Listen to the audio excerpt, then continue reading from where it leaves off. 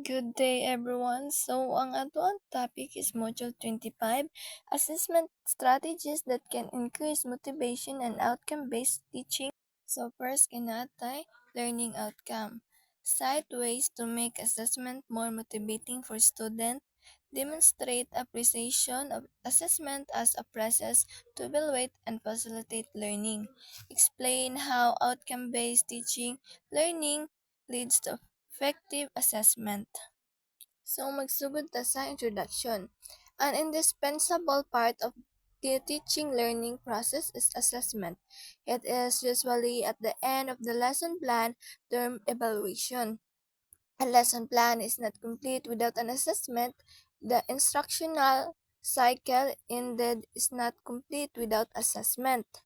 So ang assessment kay importante kay siya sa bahagi sa part sa pagtudlo sa mga maestro no kay dali na tong mahibaw-an kung ang estudyante ba gyud kay naa siya na tun-an sa iyahang lesson.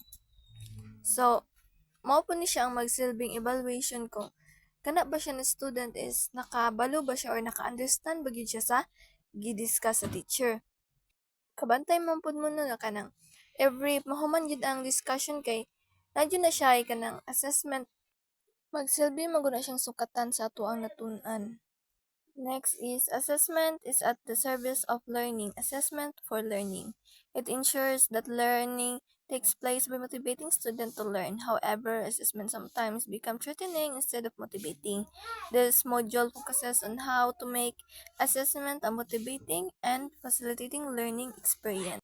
So, assessment is not only for giving grades, but more importantly, it helps in learning. This is called assessments for learning because it support and improve the learning process. So, dapat po ang assessment kay dili siya maka-threaten sa estudyante. Dapat ay kanang maka-motivate siya or makatabang siya sa estudyante na mo improve. So, ang layunin na ni na module no para makatabang to sa estudyante is kanang maghatag ni siya og kanang manghatag ni siya guide kung unsaon paghimo og motivating ug helpful ang isa ka assessment para maging effective siya sa mga estudyante. Assessment strategies that can increase motivation. First, we have growth mindset. So, when we say growth mindset, kamo na siya ang kanang na siya kaya-kayahan na mag-improve gamit ang iyang sariling pagsisikap o practice. Next is focus on progress rather than failure. So, kanang tagaan na to mas important siya ang kanang progress kaysa sa mag-focus lang ta sa mga mali na nabuhat. Next, kay test challenging, not too easy, not too difficult. So, dapat diri kay tama lang ang level sa difficulty. Dili kaayo dali para dili sila mo bored o dili po kaayo lisod para dili sila ma-discourage.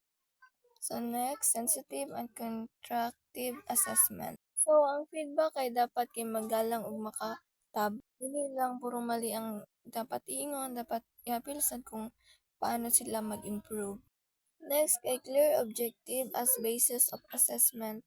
So, dapat kabalo mga student kung unsa ilahang matun-an at the end of the lesson. Next, kay true purpose of assessment. Ang assessment kay dili lang siya para sa grade, para po ni siya sa pagkakaton o pag-improve sa mga estudyante. So, next, kay self-assessment. Ang student mismo ang mag-evaluate sa ilang performance. Matatabang ni siya para maging aware ang student sa ilang strength o weaknesses. Next kay criterion reference. So, ang pagsusuri kay based dito sa pamantayan or standard, dili siya kanang sa paghambing sa ibang student. Maong para patas ang evaluation. So, next kay mo-proceed na ta sa pretest which is kining true or false. Based on the Code of Ethics for Professional Teachers, this pretest will check your knowledge about who is considered a professional teacher according to the Code of Ethics. Don't worry if you are unsure of your answer, just give your best. So, diri na part kay wala pa man jud tay understanding kung unsa ning about aning ato ang i-pretest. So kay wala man pud tay mapa-answer ani so ako na lang ning himong example. So, mao ni siya ang question na answeran of true or false. So, after answering kay i-evaluate na nato ang score or i-check na nato ang score. If makakuha ka 6 and above, kay it means kay already have fair understanding. Then pag 6 below, kay it simply means we need to review more. So karon kinahuman naman sa pretest diri ana ta mo discuss sa atong topic which is kaning Code of Ethics for Professional Teacher. Preamble. Teacher are duly licensed professional who possess dignity and reputation with high moral values as well as technical and professional competence.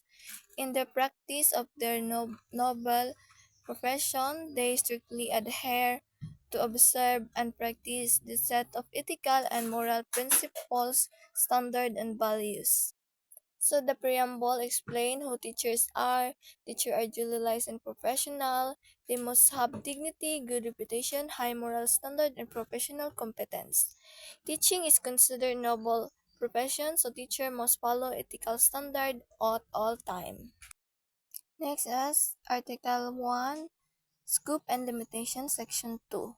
This code covers all public and private school teacher in all educational institutions at the preschool, primary, elementary, and secondary levels, whether academic, vocational, special, technical, or non-formal.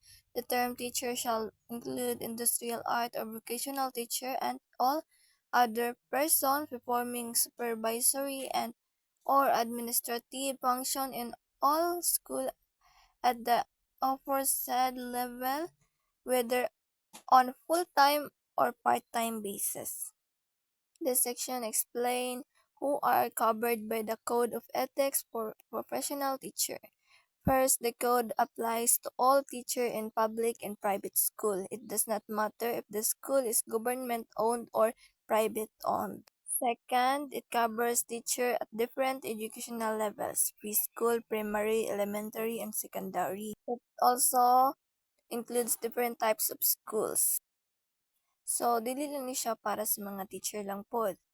It also includes sa mga supervisor, mga principal. So, after ma-discuss na to ang tanan is mupusid na ta sa iyang postes para diri na to mahibawan kung abadyo na tun-an ang mga estudyante. So, kay lagi example naman ni siya, wala tay mapakita or unsa man na result diha pero kabalo man kita na pag mahuman nag-discuss ay namino na ang mga estudyante kay nanadyo na sila improvement sa ilahang mga scores. So, after the checking no, kay mo proceed na ta diri asa iyang discussion question. How do you compare your scores in the pretest and in the post-test?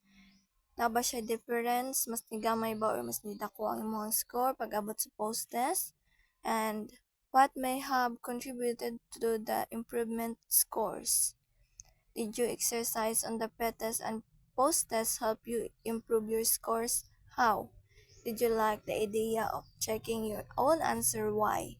Did you checking your own paper help you improve your score? How? Did your errors help you improve your scores? How? So, I think kay diri na lang tama ang akong discussion. Thank you for listening. And ang sumpay in this discussion is to be continued by Mr. Sarah Canlao.